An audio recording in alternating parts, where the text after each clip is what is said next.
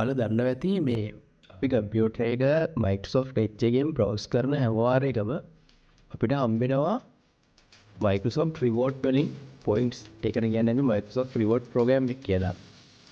මම දැක්කා Facebook වල post එකක් share වෙනවා Microsoft Reward program එකෙන් හම්බෙච්ච points ටික ශ්‍රී ලංකා Red Cross එකට donate කරන්න පුළුවන් කියලා.